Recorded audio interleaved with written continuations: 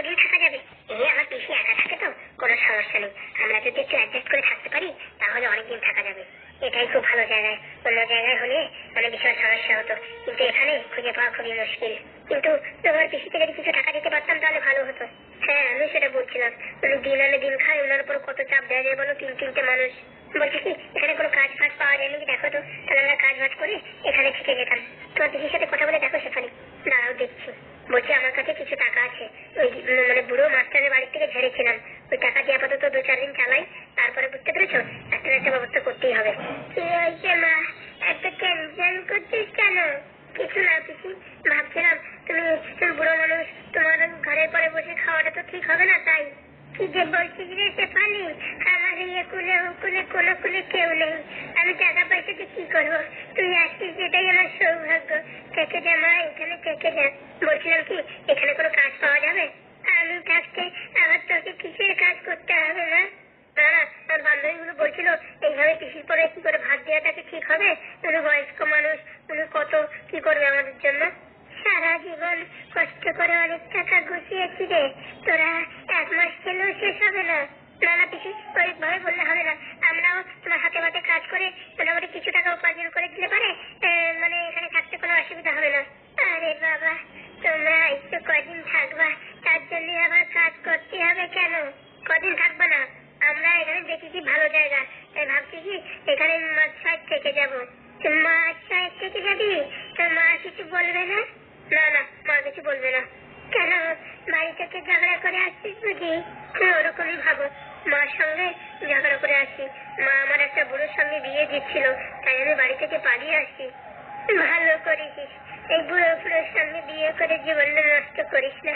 আমি এক বুড়োর সাথে বিয়ে করলাম, অকালে প্রাণ হারালো, সারা জীবন এখন একা একা কাজ করে খাচ্ছি। বলছি তুই এই বাড়ি থাক, তোর কোনো সমস্যা নেই, বুঝতে পারিস? তোর যতদিন মন চায় ততদিন থাক। বলছি আমার এখন মন চাইলে তো হবে না, আমার এই বান্ধবী ছাড়া আমি আবার থাকতে পারি না, বুঝতে পারছো? 3 জনের খরচা কি করে উঠাবা পিসি? একটা না একটা ব্যবস্থা হয়ে যাবে। না না, আমাদের জন্য একটা কাজ দেখুন, আমরা কাজ করবো আর আপনাকে কিছু সাহায্য করবো। সে দেখা যাবে না, এখনো নিয়ে টেনশন করো না। শেফালি মা, বলছি ভাত চাপিয়ে দিয়েছি, একটু পরে নামিয়ে দিস। আমি দেখি কলতলায় যাচ্ছি একটু জল আনতে। ঠিক আছে পিসি, ঠিক আছে। এ মা কোনোদিনও বুঝল না, মেয়েটাকে বুড়োর সাথে বিয়ে দেবে। আমি তা কোনোদিনই হতে দেব না। আমার জীবনটা নষ্ট হয়েছে এক বুড়োর সাথে বিয়ে করে, শেফালির জীবন আমি নষ্ট হতে দেব না। হয়ে গেছে দিদি, সব সেটেলমেন্ট হয়ে গেছে, এখন আর কোনো চাপ নেই। বলছি এখন আশ্রয় এখানে থাকা যাবে। যাক বাবা, ভালোই হলো। বলছি কি ওদিকে কি হয়েছে, কি করে খবর পাওয়া যাবে কি? না না না না, একদমও ভুল কাজ করবে না। যেই না ফোন করেছো মনে করো ধরা পড়ে গেছো। সত্যি বলেছিস শেফালি, টিভিতে সিরিয়ালে দেখি না ফোনের সঙ্গে ট্র্যাকিং করে ধরে নেয়, এর জন্য আমরা ফোন ব্যবহার করবোই না। একবার একটু জানলে হতো না? দেখো তোমার এই ফাজলামিটির জন্য কিন্তু সবাই ধরা পড়বো, বুঝতে পেরেছো? ঠিক আছে বাবা, শুধু শুধু আমার ক্যারিয়ারটা নষ্ট হয়ে যাবে যদি ধরা পড়ে যায়, এর জন্য ফোন ফোন চালাবো না বাবা, দরকার নেই। আর উপর থেকে গ্রামে কোনো সিগন্যালও নেই, শুধুমাত্র একটু বিএসএনএল এর সিগন্যাল কোনো মতে থাকে, যাতে থাকেই না। ভালোই হয়েছে, সিগন্যাল না থাকাই ভালো। যাই দেখি দিদি, পিসি আবার ভাত নামাতে বললো। আরে বোন তুই যাবি কিসের জন্য, আমি তো আছি নাকি? আমি যাচ্ছি আমি। আরে বাবা, ছোট একটা কাজ আমি করে নিই, তুমি আমাদেরকে থাকতে দিয়েছো এটাই অনেক। আরে একজন একজনের কাজে না আসলে জীবন কিভাবে চলবে বলো? ঠিক বলেছে শেফালি, পিসি বাড়ি ভালোই মজায় আছি, কোনো সমস্যা নেই। আমার হতভাগা বয়ফ্রেন্ড, ওর কোনো ঠিক ঠিকানা নেই। আমি আর বিয়ে থা করবো না, এদের সাথে সিনেমার হিরোইন হয়ে যাবো। যাই দেখি ভাতের ফ্যানটা নামিয়ে ফেলি। বলছি দিদি, খুব ভালো জায়গা পাওয়া গেছে, এখানে কোনোদিন কেউ বুঝতে পারবে না। এর থেকে বাইরে থাকলে পারে পেপারে, খবরের কাগজে, টিভিতে, নিউজে আমাদের ফটো ছাপিয়ে দিলে আমরা ধরা পড়ে যেতাম, কিন্তু এই গ্রামে কেউ আসবে না, কোনোদিন আসবে না। ঠিক বলেছিস, ঠিক বলেছিস। এখানে 6টা মাস থাকতে পারলে সব জিনিস একদম ঠান্ডা হয়ে যাবে, তারপরে আমরা আস্তে করে টুক করে বেরিয়ে মুম্বাই চলে গিয়ে হিরোইন হয়ে যাবো। কি বলিস? একদম ঠিক বলিস, ততদিন আমাদের টাকে চুলও গজায় যাবে। হ্যাঁ গজায় যাবে, না গজালি করে কিনা চুল লাগাতে হবে, ওকে যা করতে হবে, কিন্তু আমরা হিরোইন হবই। প্রতিজ্ঞা নাকি হিরোইন না হলেও কমসে কম হিরোইনের শাশুড়ি হব। ঠিক বলিস দিদি। 6 ঘন্টা হয়ে গেছে তো, দেখে আর একটা ইঞ্জেকশন দিয়ে দিই। এই দিয়ে দিলাম ইঞ্জেকশন। 5টার ভিতরে তো 3টে ইঞ্জেকশন হয়ে গেছে, এখন তো জ্ঞান ফেরার কথা। সেই তো জ্ঞান ফিরেছে, জ্ঞান ফিরেছে ফুটো। আরে ফুটো, আমার চিনতে পেরেছো? তুমি আমার দেখতে গেছিলে না? আমার ঝুমা ঝুমা, আমি এই হসপিটালে নার্স, টেনশন নিয়ে ভয়ের কিছু নেই, আমি আছি, তোমার ভালো করার দায়িত্ব আমার। এই ছেলের জ্ঞান ফিরেছে। ফুটো, ফুটো বাবা, কথা বলো। কি আছে বাবা, তোমার কষ্ট হচ্ছে কথা বলতে? ও গলায় ছেলে গিয়েছে না, গলার ভিতরে ইনফেকশন হয়েছে, একটু সময় লাগবে, কোনো চাপ নেই। বলছি কি ঝুমা, ওদের বাড়ির লোকজনকে একটু খবরটা দিয়ে দাও, তাহলে ওরা খুব খুশি হবে। ঠিক বলেছেন স্যার, ঠিক বলেছেন। এখানে একটু রাউন্ডের থেকে আসছি, হ্যাঁ, আর ইঞ্জেকশন আবার 6 ঘন্টা করে দিয়ে দিও, তাহলে হয়তো কথা বলতে শুরু করবে। ঠিক আছে স্যার, এই 3টে হয়ে গেল, আর 2টো বাকি আছে, তাই তো স্যার? হ্যাঁ হ্যাঁ, সত্যি আমার বন্ধুটা খুবই ইন্টেলিজেন্ট। ও যদি না বলতো ইঞ্জেকশনের কথা, তাহলে হয়তো একে বাঁচাতেই পারতাম না। আমি আমার তোমায় বসে দেখেছি, তুমি আরাম করো, তুমি আরাম করো, বেশি কথা বলার চেষ্টা করো না, হ্যাঁ, কষ্ট হবে। ঝুমা, তুমি রাউন্ডে যাচ্ছি, হ্যাঁ, তুমি এদিকটা দেখো। ঠিক আছে স্যার, কোনো সমস্যা নেই। কোনো সমস্যা নেই, সঙ্গে সঙ্গে আমার ডাকো, হ্যাঁ, নাহলে ফোন করো। ঠিক আছে স্যার। এই ইঞ্জেকশনের নামটা মনে রাখতে হবে, এরকম রুগী আসলে খবর করে বেরিয়ে দিতে হবে। ওরা বিদেশে পড়াশোনা করছে তো, এর জন্য বিদেশি ইঞ্জেকশন জানে। আমরাই গ্রাম ঘরে পড়াশোনা করেছি, আমরা আর কোথায় দিয়ে ইঞ্জেকশন জানবো। কই শুনছো? ফুটোর বাড়ির লোকজন যারা আছো, তারা ভিতরে আসতে পারো, ফুটোর জ্ঞান ফিরেছে। বন্ধু, বন্ধু ফুটো, বন্ধু, বন্ধু, কেমন আছিস বন্ধু? কি হলো ভাই, তোর গলায় কথা বলতে পারছিস না? বলছি তোর গলায় একটু ইনফেকশন হয়েছে, বুঝতে পেরেছো? এরপরে ইঞ্জেকশন দিতে দিতেই ঠিক হয়ে যাবে, তাই এবার ওর সঙ্গে বেশি কথা বলো না। বন্ধু, তুই ঠিক হয়ে যাবি বন্ধু, কোনো সমস্যা নেই। কাকা, কাকা তুমি ভালো হয়ে গেছো কাকা? কি ব্যাপার? বলছি কাকা তুমি বেশি কথা বলে না, কথা বলে তোমার কষ্ট হবে। কিচ্ছু হবে না ভাই, পাওয়ার কিচ্ছু হবে না, তুই টেনশন করিস না। কই ফুটো কাকা, কই আমি রক্ত দেবো, আমি রক্ত দেবো। আর বলিস না ফুটো, এই পাদুর বন্ধু তোকে রক্ত দেওয়ার জন্য সে কালকে থেকে পাগল হয়ে পড়েছে। সত্যি ফুটো কাকা, তোমাদের সবাই খুব ভালোবাসে। বলতে কি ধুমা, তোমার কাছে আমি ক্ষমা চাইছি।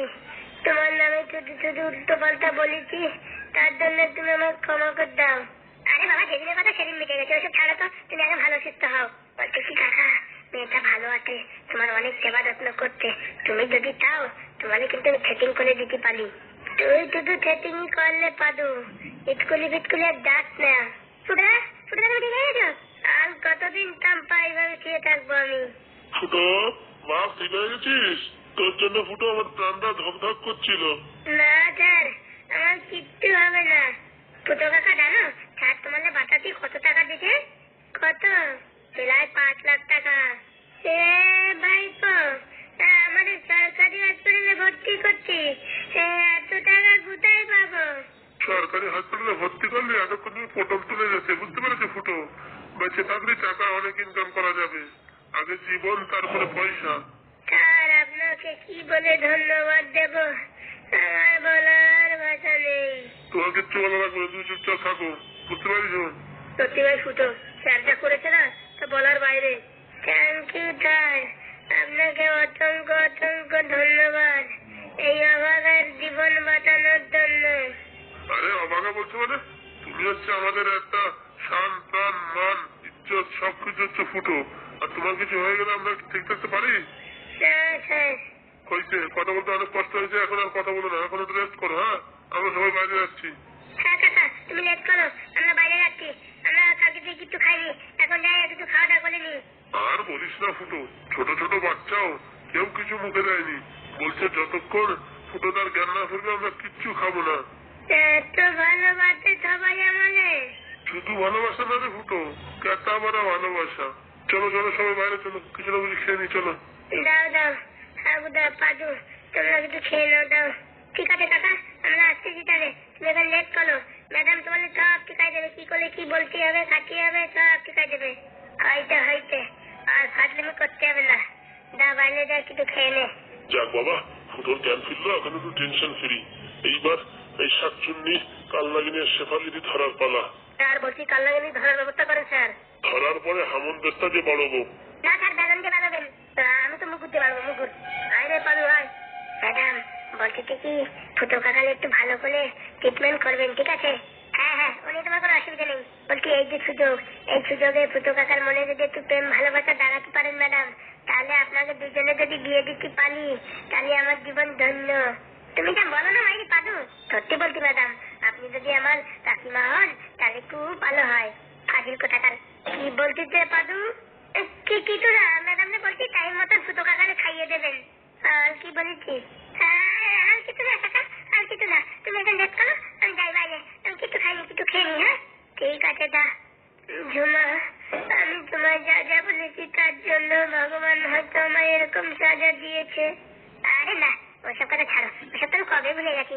আসলে কি, এই হাগুদার দুটো বউরে এরকম শয়তানি বজ্জাতি করতে দেখে আমার আর বিয়ে করতে সাহস পাইনি, তাই তোমার নামে মিথ্যা কথা বলেছি যে তুমি কানে কম শোনো। আরে বাবা, সব কথা ছাড়ো, তুমি চুপচাপ থাকো তো, তাহলে তোমার গলায় ব্যথা বেশি করবে। আমায় ক্ষমা করে দিও ঝুমা। হ্যাঁ বাবা, হ্যাঁ, ক্ষমা করে দিয়েছি। তুমি এখন চুপচাপ একটু রেস্ট নাও তো। ছেলেটা খুব ভালো আছে বললে হবে না, দেখা যাক, বিচার করে দেখা যাক। বাদুর কথা মতন যদি এর মনে একটু প্রেম ভালোবাসা জাগাতে পারি তাহলে হয়তো আমাদের বিয়েটা হবে। ভগবান মনে হয় লিখেছে আমাদের বিয়ে, তার জন্য আজকে আমাদের দুজনের এইভাবে দেখা। আজ তোমায় নিয়ে শুরু হলো নতুন জীবন। ভালোই করেছি, শেফালিকে ছাড়িয়ে দিয়ে এখন মামা বাড়ি খুব মজা, খাওয়া দাওয়ার ঘরো। এই খাওয়া দাওয়ার পরে সমুদ্রের পাশে একটু ঘুরতে আইছি, বিশাল মস্তি লাগতেছে রে বাবা। শেফালি এতক্ষণ মনে 10-20 বার ফোন করা হয়ে গেছে, আর মোটামুটি আমার সুইচ অফ পাইয়ে কীর্তি খামারি করতেছে। বাঁচা গেছে বাবা, বাবা আপদ বিদায় হয়েছে। বাড়িতে তো মেনে নেবে না, বাবা যদি 1 টাকা না দেয় তারপর সারা ভিক্ষে করে খাটিয়ে যাবে। এর জন্য বাবার কথা মতন সেই মেয়েরে বিয়ে করবো। আমি আর সার্টিফিকেট করতে যাবো না, প্রেম ভালোবাসা করেছি, এখন আর ওইসবের ভিতরে আমি নাই। বাড়ি থেকেও মা বাবা খুঁজতেছিল কি আমার কে জানে, বলেও আসি নাই আমি কোথায় আছি। মা আবার বলে দেয়নি কি তা কে জানে। খাওয়াটা বেশি হয়ে গেছে, পেটটা কিরকম গুঁড়ো গুঁড়ো করতেছে। সমুদ্রের পাশে একটু হেঁটে দিই, ওখানে হাগলি অবশ্য সমস্যা নেই, কোনো জলের সমস্যা নেই, আর ধোয়ানোরও কোনো সমস্যা নেই, অটোমেটিক ক্লিন হয়ে যায়।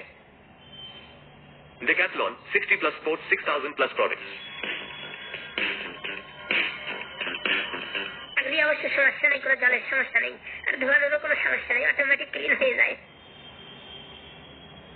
বাঁচা গেছে বাবা, ছেলেটা ওই মেয়েটাকে ছেড়েছে, নাই তো সমাজের বুকে মুখ দেখানো যাবে না।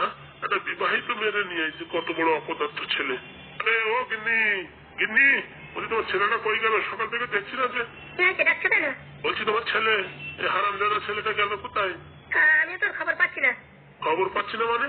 তো কোথায় গেছে কে জানে, সকাল থেকে ফোন সুইচ অফ আসছে। ওই আমার ওই পরের বউ নিয়ে পালালো না তো? তা আমি ঠিক বলতে পারছি না। জন্ম দিচ্ছ একটা ছেলে, তা বলার মতো নেই। হ্যাঁ, জন্ম তো আমি দিয়েছি, ওটা তোমার ছেলে না তো, ওটা শুধু আমার ছেলে, তাই তো? বলছি গিন্নি একটু গরম গরম চা আনো তো। ওরা মুখ গরম গরম চা আনো তো। তুই কি বিয়ে করেছিস শুধু কি তোমার গোলামি খাটার জন্য নাকি? হ্যাঁ, হয়েছে তোমার চা আনা লাগবে না, থাকুন মোড়ের মাথায় গিয়ে খেয়ে নেবো। এখানেই তো পারো, শুধু শুধু আমার জ্বালাও কেন? বাবারে বাবা, আজকাল কোনো কথা বলার যোগ্য নেই, যেখানে কথা বলো সেখান থেকে ফোন আমারে লোকে। সুবল বাবু বাড়িতে আছেন? কে? আমি ইন্সপেক্টর। এ বাবা, ইন্সপেক্টরের দোকান আমাদের বাড়ি? কি সুবল বাবু? হ্যাঁ স্যার, ভিতরে আসেন স্যার। বলছি কেমন আছেন? স্যার আপনাদের ইচ্ছে ভালোই আছি, বসেন স্যার বসেন। বলছি আপনি গ্রামের একটা সম্মানীয় ব্যক্তি, আপনার ছেলে এরকম কাজ করবে আমি কোনোদিন ভাবতেও পারিনি। কেন স্যার, কি হয়েছে? আপনার ছেলে ওই হারাদুল স্যারের বউকে নিয়ে পালিয়েছে, সে কথা জানেন? স্যার আর বললেন না স্যার, আমার কপালের দোষ, পুরো ভাগ্য। আমার বাড়িতে উঠেছিল ওই মেয়েকে নিয়ে, হাড় ধাক্কা দিয়ে সঙ্গে সঙ্গে আমি বের করে দিয়েছি। বের তো করে দিয়েছেন, ওদিকে কি ঘটিয়েছে সেটা কি জানেন? কি ঘটিয়েছে স্যার? তোমার সেই হতভাগ্য ছেলে ওই হাগুদের বাড়িতে ওই বউটাকে রেখে আসছিল, ওইখানে কি করছে জানো? ফুটো নামে যে ছেলে দিচ্ছিল তাকে কি বিষ না কি কেমিক্যাল খাইয়েছে, সে এখন জীবন মরণের সঙ্গে হসপিটালে লড়াই করছে। কি বলছেন স্যার? হ্যাঁ, আপনার ছেলে কই? আপনার ছেলের সাথে আমার কথা বলার আছে, কোথায় আছে সেখানে এখন জানতে হবে। বলছি আমার ছেলেকে তো সকাল থেকে আমি দেখতে পাচ্ছি না, কোথায় গেছে কে জানে। দেখেন স্যার, আপনি একটা সম্মানীয় ব্যক্তি, তাই আপনাকে ভালোভাবে বলছি, ছেলেটা কই বলেন?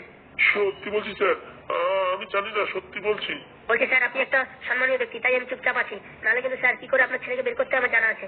সত্যি বলছি স্যার, ওকে যদি পান না স্যার, আচ্ছা করে মারবেন, একদম বেলুন দিয়ে মারবেন, আর আপনাদের সেই বড় বড় লাঠি হয় না, গুদুম গাদাম করে মার দেবেন স্যার, আমার কোনো অসুবিধা নেই। অপদার্থ ছেলে একটা। আমি কি সত্যি জানো না তোমার ছেলে কোথায়? হ্যাঁ স্যার, কালকে রাত্রে ছিল, সকালে ঘুম থেকে উঠে দেখি বাড়িতে নেই। আপনার ছেলে মানে ওই হারামজাদা নিশ্চয়ই জানে শেফালি কোথায় আছে। হ্যাঁ স্যার, জানবে না? ওই দুইটাই তো শয়তানের বাসা। হ্যাঁ, নাহলে পরের বউকে নিয়ে আসে, আর ওই মেয়েটাই বা কেমন? হ্যাঁ, বিয়ের পরে স্বামীকে ছেড়ে ও আসে। স্যার বলছি, ধরতে পারলে দুটোকে আমার তরফ থেকে এক্সট্রা কিছু একদম দুরুম দারাম করে মার দেবেন স্যার। দেখেন স্যার, আপনার উপর আমি যথেষ্ট বিশ্বাস করি, তাই বলছি যখনই খবর পাবেন আপনার ছেলে সঙ্গে সঙ্গে আমাকে জানাবেন, ঠিক আছে? হ্যাঁ স্যার, কোনো সমস্যা নেই, আমি খবর পেলেই জানাবো, আর আচ্ছা করে একদম ধুয়ে দেবেন। কি করতে হয় সেটা আমার জানা আছে, কিন্তু ওদের ধরাটা এখন খুব ইম্পর্টেন্ট। মানে অ্যাটেম্প টু মার্ডার কেস হয়েছে, বুঝতে পেরেছো? ফুটো প্রায় মারাই যাচ্ছিল, এখন ওর অবস্থা কেমন কে জানে, একবার বিকেলের দিকে যেতে হবে দেখছে। স্যার বলছি কি, কোন হসপিটালে আছে? ওই একটা হসপিটাল আছে না, আল্ট্রা লেভেল ম্যাক্স প্রো, ওই হসপিটালে আছে। শুনেছি নাকি স্যার ওই হসপিটালে ভালো ট্রিটমেন্ট হয়, আর টাকা পয়সা অনেক বেশি নয়। দেখো, টাকা পয়সা দেখলে তো হবে না, আগে মানুষ বাঁচাতে হবে। হ্যাঁ ঠিক বলেছেন স্যার। দেখি স্যার, আমিও যাবো একটু বিকেলে, দেখতে দেখা করে আসছি। দিচ্ছেন ওরা কেমন আছে? না না, আপনি শুধু শুধু যাবেন না, ওদের ছেলে পেলে চেটে গেলে আপনার উপরে কেন অ্যাটাক হতে পারে। না না স্যার, আমি তো কোনো পাপ করিনি স্যার। আমি ভয় পাবো কিসের জন্য? আমি জাস্ট একটু দেখতে যাবো। ঠিক আছে, আপনার ইচ্ছা। বলছি স্যার, ছেলের খবর পেলে কিন্তু আমাকে জানাবেন। হ্যাঁ হ্যাঁ স্যার, আপনার নাম্বারটা বলে দেন স্যার। 3002248724, ঠিক আছে? হ্যাঁ স্যার, এই নাম্বারে আমি ফোন করে নেবো। থাকবে তো? হ্যাঁ স্যার, মনে থাকবো স্যার। ঠিক আছে, আমি এখন আসছি দেখি। আর এদিকে ওদিকে খোঁজ লাগাচ্ছি, যদি খোঁজ না পাওয়া যায় ওদের ফটো পেপারে দিয়ে বিজ্ঞাপন দেওয়া হবে টিভিতে, যে করেই হোক ওদের ধরতেই হবে। আমার এলাকায় এত বড় একটা অঘটন করে গেল, হ্যাঁ, আর আমি চুপচাপ বসে থাকবো? কখনোই সেটা হতে দেবো না। না না স্যার, আপনি উপযুক্ত শাস্তি দেন, উপযুক্ত। আমার কোনো আপত্তি নেই স্যার, আমার কোনো আপত্তি নেই। স্যার বলছি, চাটা খাবেন নাকি? না না, এখন চাকার সময় নেই আমার। দেখি আমার আরো অনেক জায়গায় খবর নিতে হবে। আর দুটো গেল কোথায় কে জানে। এই হাত দুজন এক জায়গায় আছে, কান ধরলে মাথা অবশ্যই আসবে। শেফালির খবর পাওয়া গেলে সাতচুনি কান লাগিয়ে সব একদম ঝাড় করে বেরিয়ে আসবে। ওই কটা বদমাইশকে ধরতে পাই, এমন মার মারবো না সারা জীবনে বাপের নাম ভুলে যাবে। আমায় তো চেনে না। শুনছো গোবিন্দে, শুনছো? তোমার পোলাই কি করেছে শুনছো? ওই আমাকে মিনছে, যখন দেখো তখন বলো তোর ফুলা তোর ফুলা। কেন তোমার ফুলা না? ওই আর কি, আমাদের ছেলে একটা অঘটন ঘটাইছে। ঘটাবে না, ছেলের ঠিক সময় বিয়ে না দিলে এরকমই হয়। ফুটনাকে বলে মরার মতন অবস্থা, হসপিটালে অ্যাডমিট আছে। দেখতে যেতে হবে। তোমার ছেলে যদি এই কেসে জড়িত থাকে তাহলে আমার আর বাঁচার উপায় নাই। সমাজে আমি আর মুখ দেখাতে পারবো না। তা শুনি আমায় বলছে কেন? এই পুরামুখো আসতে পারে, ছেলেটাকে দুধ খা দিতে পারো না? ছোটবেলা থেকে শাসন করনি তো এরকম বিয়াদব হবে না? ভেবেছি ভালোবাসা দিয়ে দিয়ে ওকে একটা ভালো মানুষ তৈরি করব। ভালোবাসা দিয়ে কোনো ভালো মানুষ হয় না, বেলনের বাড়ি লাগে বাড়ি। তাই দেখছি গিন্নি, তাই দেখছি। শুধু শুধু ফালতু টেনশন, আর কি বলবো। ছেলেটাও আছে। কি আর করবো, যাই দেখে বিড়ি খাইয়েছি, পেটে বড় গ্যাস্ট্রিক হয়ে গেল।